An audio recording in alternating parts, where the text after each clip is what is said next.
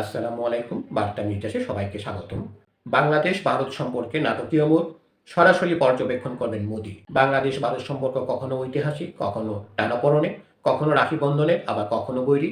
শেখ হাসিনার জামানায় এসে হয়ে গেল একতরফা আত্মসমর্পণমূলক। 5ই আগস্টে পথ পরিবর্তনের পর এই সম্পর্ক দাঁড়ালো প্রতিহিংসা। চলল কাল্পনিক আর আজগুবি প্রচার। সম্পর্ক পরিণত হলো শত্রুতায়। শুরু হয়ে গেল মিডিয়া যুদ্ধ। সামাজিক যোগাযোগ মাধ্যম মানমুখো ও আক্রমণাত্মক রূপে আবির্ভূত হলো। ভারত সরকারের ব্যবসা বাণিজ্য বন্ধ করে দিল। বন্ধ হলো ভিসা, এমনকি মানবিক ভিসাও। সীমিত হয়ে গেল যোগাযোগ। ভারতের ভোজ্য তেলের রমরমা ব্যবসা ছিল ঢাকায়, সেটা গেল আমেরিকায়। পাকিস্তান পেল কাপড় চোপড়ের ব্যবসা। চীন তো হাসপাতাল খুলে বসলো। এমনকি হালাল রেস্টুরেন্টও পর্যটক আর চিকিৎসার জন্য রোগীরা ছুটছেন কোন নিয়ে। ওদিকে ভারতীয় নেতৃবৃন্দের বক্তৃতা বিবৃতির ভাষাও বদলে গেল। মানুষ হত্যা বেড়ে গেল সীমান্তে। দু দেশের মধ্যে স্বাভাবিক কূটনৈতিক সম্পর্কও স্থবির হয়ে গেল।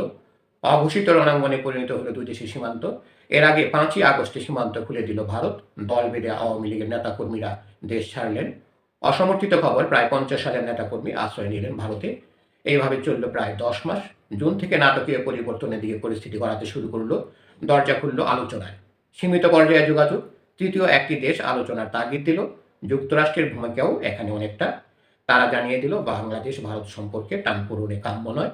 ভূ রাজনৈতিক কারণে দুদেশের সম্পর্ক স্বাভাবিক করার বিকল্প নেই। এই পটভূমিতেই ভারতের নিরাপত্তা উপদেষ্টা অজিত দোভাল ও বাংলাদেশের নিরাপত্তা উপদেষ্টা ডক্টর খলিলুর রহমানের মধ্যে যোগাযোগ স্থাপিত হয়। প্রাথমিক আলোচনার পর দিল্লিতে ডক্টর খলিলকে আমন্ত্রণ জানান অজিত দোভাল। বৈঠকটি হয় অত্যন্ত আন্তরিক পরিবেশে। দুপক্ষের মধ্যে বিদ্যমান দূরত্ব কমানোর তাগিদ আসে অনেকটা। অপ্রত্যাশিতভাবেই সম্পর্ক স্বাভাবিক করার দিকে মনোযোগ দেন তারা। এর আগের খবর, ভারতীয় প্রধানমন্ত্রী নরেন্দ্র মোদী অনেকটা নাটকীয়ভাবে বাংলাদেশ সম্পর্কে তার নীতি পরিবর্তনের পক্ষে মত দেন। জাতীয় নেত্রী বেগম খালেদা জিয়ার অসুস্থতার নরেন্দ্র মোদী টুইট এরই স্পষ্ট ইঙ্গিত দেয়।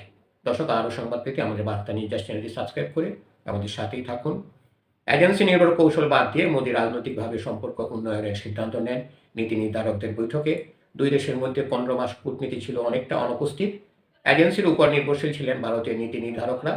পর্যালোচনা করে তারা দেখতে পান ওই নীতি ভুলে পড়া। এতে দুই দেশের সম্পর্ক উন্নয়ন হবে না, বরং তিক্ততা আরও বাড়বে।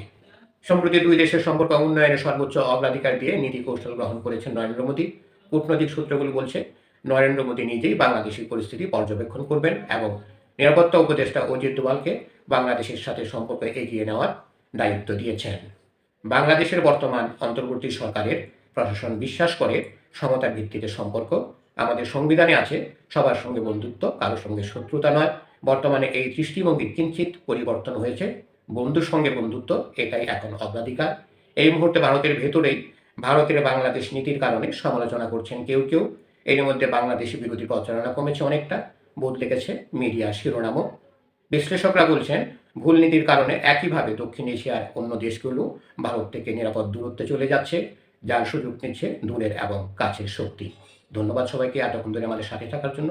আরও সংবাদ পেতে আমাদের বার্তা নিউজ চ্যানেলটি সাবস্ক্রাইব করে আমাদের সাথেই থাকুন।